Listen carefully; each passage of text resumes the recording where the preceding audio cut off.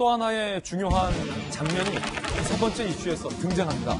어제의 주요 장면 중에 하나는 추 장관의 오른팔이었던 법무부 차관이 윤 총장 징계에 대한 부당성을 어필하면서 사표를 던졌다라는 장면이었다면, 오늘의 이 주요한 장면은 이성윤 지검장의 최측근인 중앙지검 1차장이 반발을 하면서 사표를 던졌다는 겁니다. 이성윤의 최측근 서울중앙지검 1차장 사표. 이성윤 지검장의 핵심 참모인 김욱준 서울중앙지검 1차장이 사표를 제출했습니다. 그런데 김욱준 차장검사는 윤 총장 장모 기소를 지휘했던 인물입니다. 중앙지검 넘버 2 실세 차장 역할을 했었던 인물입니다. 김욱준 차장이 왜 사표 썼는지가 더 중요하겠죠. 사표 던지면서 검찰의 정치적 중립성과 존재 가치를 위협하는 조치들 즉각 중단하라 라는 사의의 변, 사표의 변을 남기고 그는 호련히 떠났습니다. 정혁진 변호사님, 이거를 어떻게 해석해야 되죠? 김욱준 차장검사, 지금까지 이성윤 중앙지검장을 최측근으로 보필하면서 지금까지 계속 윤 총장 장모도 기소하고 이성윤 지검장을 보필해 왔거든요. 그런데 지금 이 시점에서 검찰의 중립성과 존재 가치를 위협하는 조치들 중단하라면서 못 참겠다 사표 던지고 나갔다. 이거 어떻게 봐야 됩니까? 저는 굉장히 충격적으로 봤습니다. 왜냐하면 김욱준 차장은요, 아는 사람들은 알아요. 지금 우리나라 검찰에 있어서 가장 샤프한 사람 5명 꼽으라 하면 들어갈 사람이에요. 가만히 있으면 이제 검사장 되면서 이렇게 승승장구할 사람이에요. 그런데 그렇기 때문에 아마 이성윤 검사장이 굉장히 의지를 많이 했을 겁니다. 굉장히 뛰어나니까. 다 아는 이제 법조인들, 웬만한 사람들 다 아는 그런 사람이란 말이에요. 그런데 옷을 갖다가 이제 자기 출세를 갖다 이제 그만하겠다라는 생각으로 옷을 벗었다. 이거는 참 뜻밖이다라는 생각이 들고, 그 다음에 더 충격적이라고 하는 것은 사퇴의 변이죠.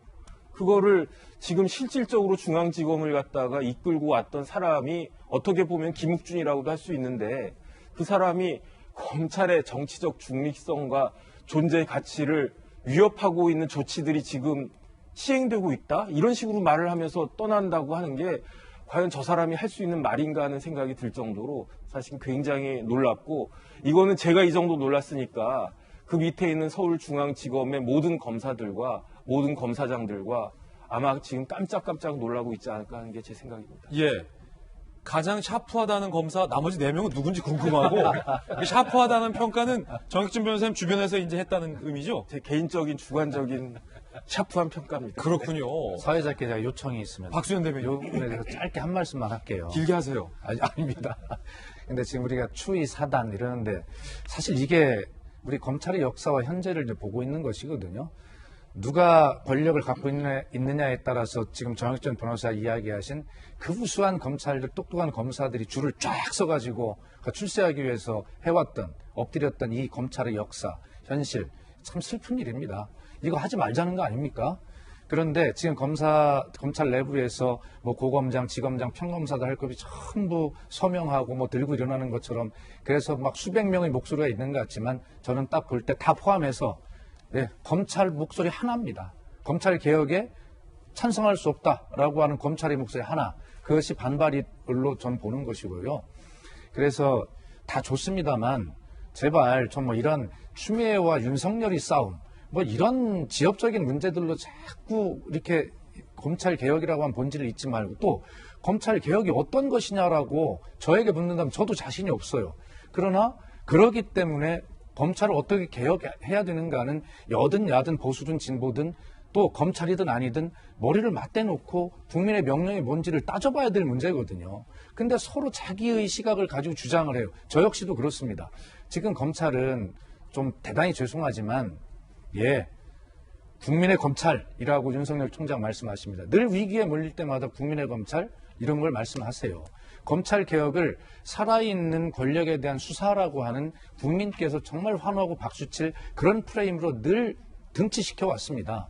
제가 또 잘못 판단할 수도 있지만 그러나 저는 그렇게 봅니다, 개인적으로. 그래서 지금 뭐 추이 사단이다 뭐다라고 하는 이러한 어떤 분류들, 이런 분류들 좀 이제 안 보고 싶어요. 네. 줄서기 문화 이런 거 안 된다. 이런 거 개혁해야 하는 게 검찰개혁이다. 라는 말씀을 주셨고 지금 김욱준 차장 검사를 포함한 최근에 사표나 혹은 뭐 검찰 일각의 반발에 대해서 검찰개혁에 대한 저항이다라고 박수현 전 대변인께서 말씀 주셨는데 사실 이게 이낙연 대표가 했던 말이랑 굉장히 일치하는 부분이 있거든요.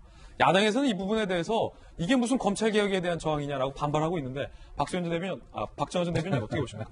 좌우에 다 대변인이시니까.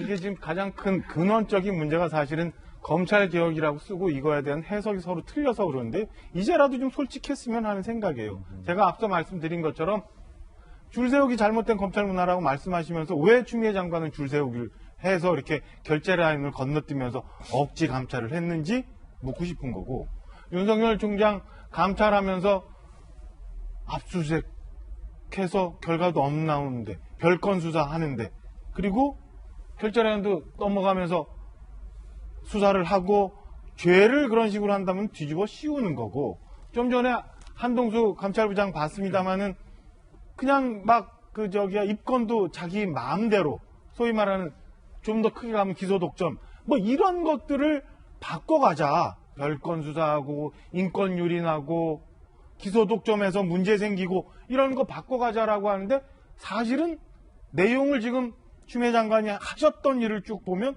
그거와는 전혀 관계없는 일을 그 안 해야 될 일들만 가지고 또 다른 누군가를 피해를 주고 있었던 거로 저는 해석을 하거든요. 그렇다면 이제라도 그냥 검찰 개혁하는데 저 사람들이 다 저항하는 거다. 집단으로 저항하는 거다. 이렇게 얘기하지 말고 우리가 말하는 검찰 개혁이 뭔지 솔직하게 얘기하고 국민적 합의를 받아내도록 해야 야당의 협조도 국민의 협조도 받을 수 있지. 마냥 검찰이 저거는 집단 저항하는 거다라고 몰아붙이면서 검찰 개혁 프레임 속에서 이 문제를 해결하고 한다면 저는 야당이 협조 못 받을 거고 국민적 저항 계속 될 수밖에 없다고 보여집니다. 지금 검찰에서 저렇게 저는 양심 선언하고 집단 성명 내는 거는 말씀하신 것처럼 검찰의 집단 저항이 아니라 법조인으로서 일말의 양심 하나. 두 번째는 혹여 위법한 일을 나도 할 수 있다는 이런 두려움. 아까 말씀드린 것처럼 산업부 공무원과 마찬가지. 이런 것들이 저는 섞여서 했다고 생각을 하지 이게 집단 저항, 검찰 개혁을 위한 집단 저항이다? 그렇게 생각하지 않습니다. 한 장면을 바라본 여야의 엇갈린 해석 들어보셨습니다.